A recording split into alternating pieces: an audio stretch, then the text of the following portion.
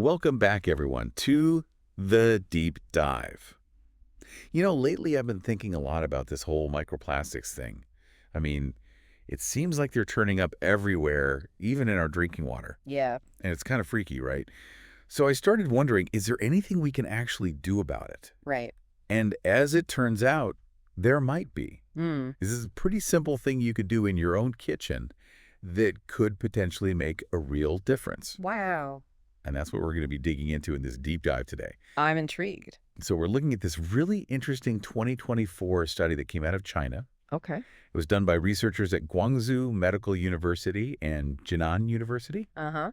and they published their work in Environmental Science and Technology Letters. The study basically suggests there's a pretty easy way to actually reduce the amount of microplastics in your drinking water.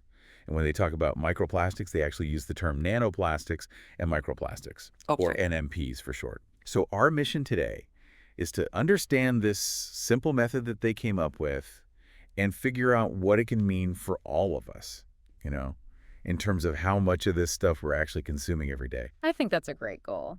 So first things first, let's talk about why everyone's getting so worked up about these tiny plastics. I mean, why is this such a big deal? Well, I think the main concern is that these tiny little bits of plastic are increasingly getting past our typical water treatment systems. Oh, interesting. So they're ending up in our tap water. And the researchers even say, it's a global worry because these NMPs in the tap water, well, they could be a real health risk to us. Right, because it's not just what we're eating, but it's also what we're drinking. Exactly. So, I mean, have you ever thought about all those times you just, grab the glass of water? Oh, yeah, for sure. It's a little unsettling to think that there might be all this plastic in there. It really is. But this study, it offers a possible solution, and it seems almost too good to be true. What did these scientists actually do? What did they find? Okay, so what they did was actually pretty straightforward. It's a simple two-step process.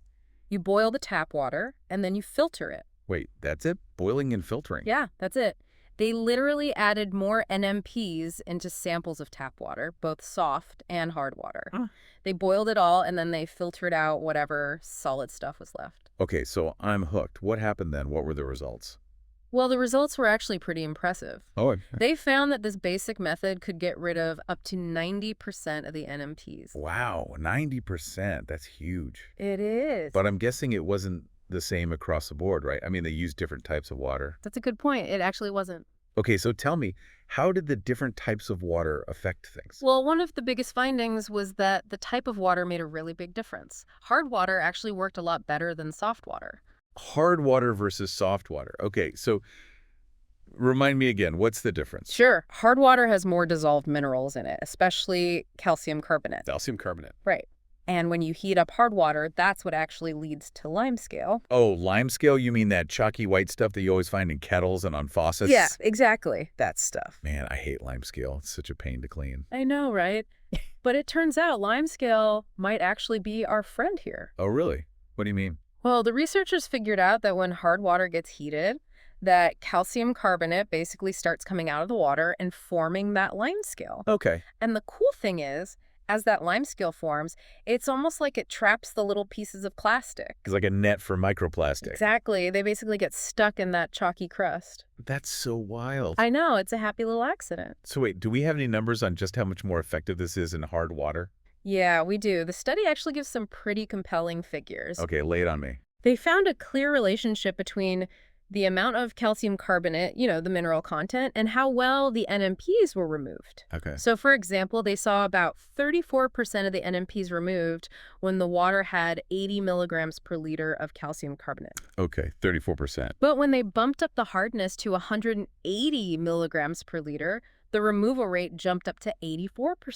Wow, that's a big jump. Yeah, and then when it was 300 milligrams per liter, it went all the way up to 90%. So the harder the water, the better it works. Exactly. So I guess that means that if you're someone who lives in an area with hard water, just boiling your water could make a real difference. Yeah, it really could. But what about people like me who have soft water? Is there any point in boiling it?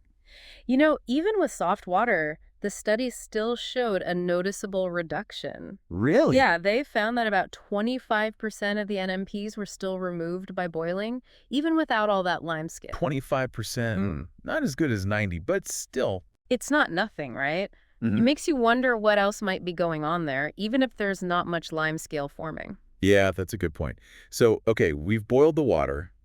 We might have some of those little plastic bits stuck in the lime scale. What's the next step?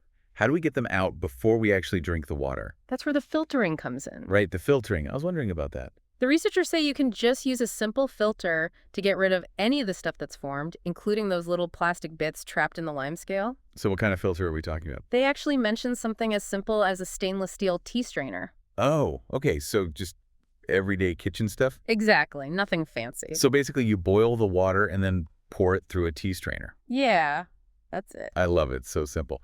So tell me, what kinds of microplastics were they dealing with in this study? Are we talking about the usual suspects here? Yeah, they focused on the types of plastics that are most common in tap water based on earlier research. Okay, like what? So things like polystyrene, polyethylene, polypropylene, and polyethylene terephthalate. Got it. The stuff that's in a lot of our food packaging and plastic bottles. Oh, of course, right? It's everywhere. So to make sure this method actually worked, did they just use whatever microplastics were already in the tap water, or did they do something else? They actually went a step further to really test it. Okay, tell me more. They added extra nanoplastic particles to the water. Really? Yeah, and even with all that extra plastic, the boiling and filtering method still worked. Hmm, that's pretty convincing. It's one thing to remove the plastic that's already there, but to add more and still see a reduction, that's impressive. Yeah, it seems like it's a pretty solid technique. So what do the researchers think? Are they saying we should all start boiling our water? They're cautiously optimistic. That's They fair. think that drinking boiled water could be a good long-term strategy to reduce how much of the stuff we're exposed to globally. That makes sense. And boiling water is already a common practice in many parts of the world. Oh, yeah, for sure. So they're hoping that as more people become aware of this microplastic issue, this might become more of a global habit. It's interesting how something people have been doing for ages, to keep things clean, could now have this other benefit. Absolutely. So we know that all this plastic in our bodies probably isn't good for us. What are some of the health concerns around ingesting NMPs? Yeah, that's the big question, right? Scientists are still doing a lot of research to figure out the long-term effects, but there are some growing concerns. Yeah. Some studies have shown a possible link between microplastic exposure and changes in our gut microbiome. Hmm. And there's also the possibility that it could be contributing to antibiotic resistance. That's a scary thought. It is, and the researchers behind this study agree that we definitely need more research to really understand what this means for our health in the long run. Absolutely. Okay. But getting back to the solution they found, one of the things that really stands out to me is how easy it is to do this. Right. You don't need any fancy filters or equipment. Exactly. And that's what's so great about it, right? Most people already have everything they need in their kitchen to do this. It's a simple, scalable solution that could have a big impact. And it means that anyone can do it, no matter where they live or how much money they have. Yeah, that's a huge plus. So in a nutshell, what was the main message the researchers wanted to get across? Well, they basically said that their results show us a very doable way to reduce our exposure to NMPs. And they think this is a good starting point for future research using a wider range of water samples. So they see this as a practical step forward. Exactly. So to wrap things up for our listeners today, what we've learned is that something as simple as boiling your drinking water and then filtering it can actually be a really effective way to reduce the amount of microplastics you might be consuming. Yeah, and this is especially true if you live in a place with hard water. Right. The researchers seem pretty confident that this method can really help to reduce our intake of NMPs. And it's something that's readily available to just about everyone. It really makes you think, doesn't it? Mm-hmm. In a world that's so full of human-made materials, what other everyday things that we do could be having unintended consequences for our health and well-being? It's a question we should all be asking ourselves. Thanks for joining us on this deep dive today. My pleasure. It was a good one. Take care, everyone. See you next time.